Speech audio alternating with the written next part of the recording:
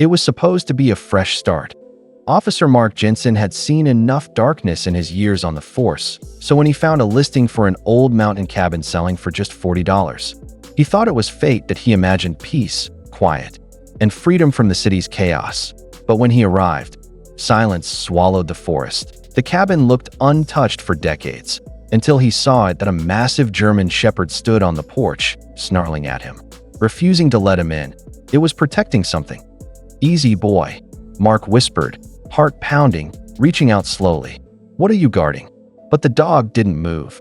Then, from inside the cabin, came a faint noise, scratching, slow and steady, like someone trapped beneath the floor. The dog whined, tail low, eyes locked on the sound. That's when Mark realized this cabin wasn't empty. This $40 cabin was never meant to be sold. Before we start, make sure to hit like, share, and subscribe. And really, I'm curious, where are you watching from? Drop your country name in the comments.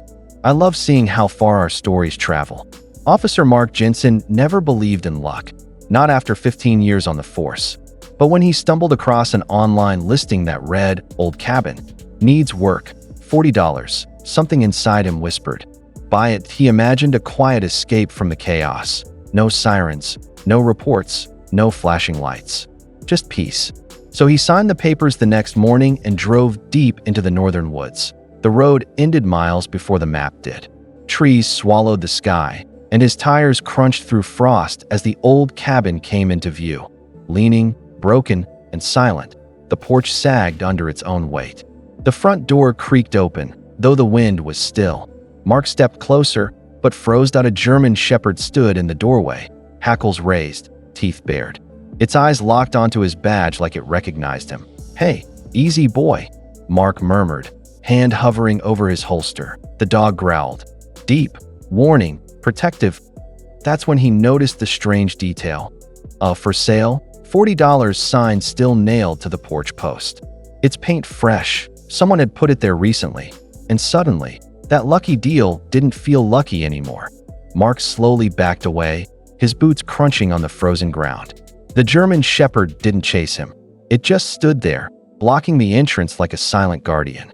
Its fur bristled, breath fogging in the cold air, eyes sharp and unblinking. "All right, you win," Mark muttered, lifting his hands in surrender. He walked back to his truck, expecting the dog to lose interest. But when he turned the ignition, a shadow moved in the rearview mirror. The dog was following him, all the way to the edge of the property. And when Mark stopped, so did it that he got out again, kneeling low. "You belong to someone?" "Got a tag." He looked closer.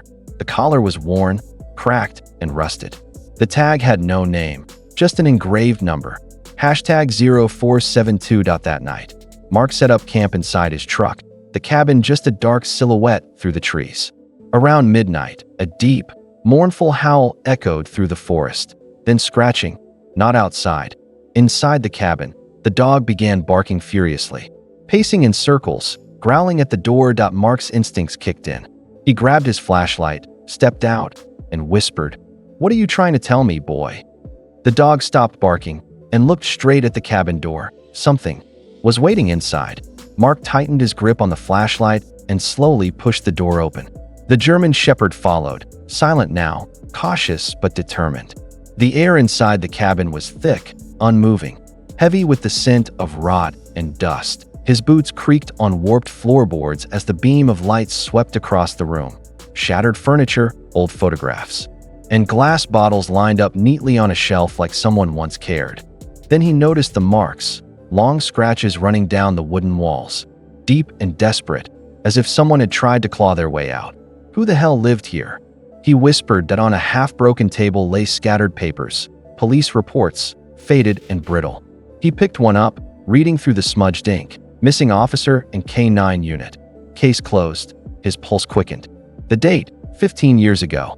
The photo attached showed a young officer and his German shepherd. The same dog standing behind him now. Mark turned, slowly. The dog was staring at the wall, growling low. Then, a faint whisper echoed through the cabin. It wasn't the wind. A voice, broken and trembling, came from beneath the floorboards. "Help me.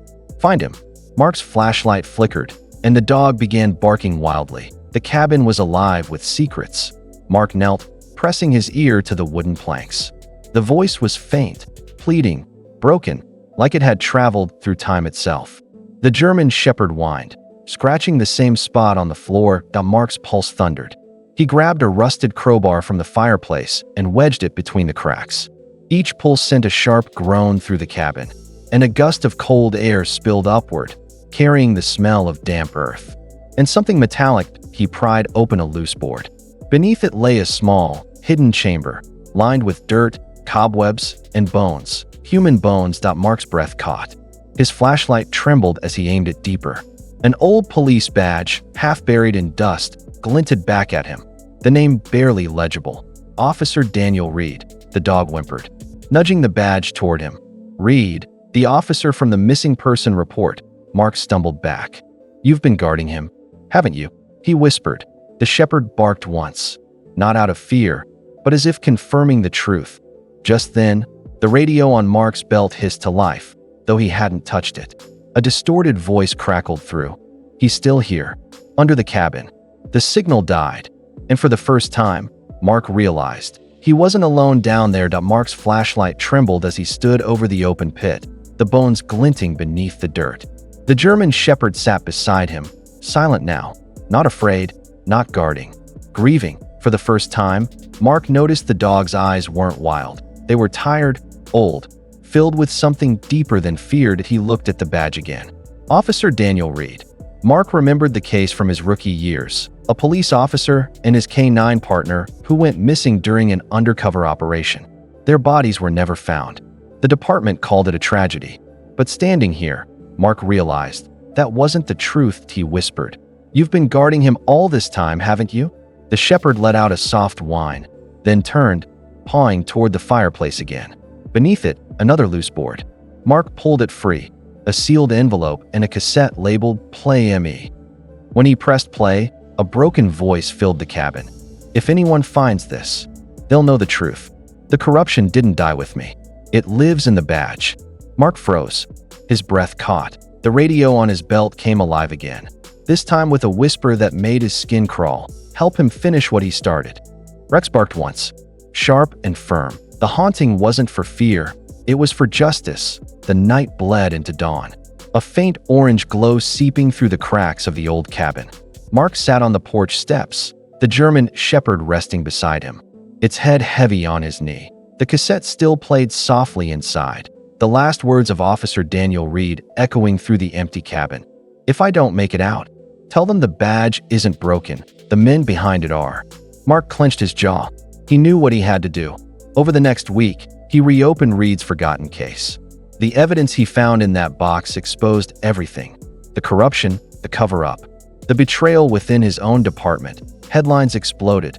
Cold case solved. Fallen officer cleared after 15 years.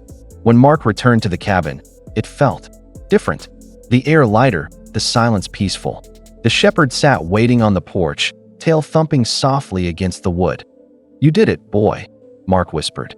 "You can rest now." For the first time, the dog's eyes softened, and as sunlight touched the trees, the German Shepherd slowly faded into the mist. Mark found a small collar left behind, hanging from the porch rail. Etched into the metal tag were 3 words that made his throat tighten. "Thank you, partner."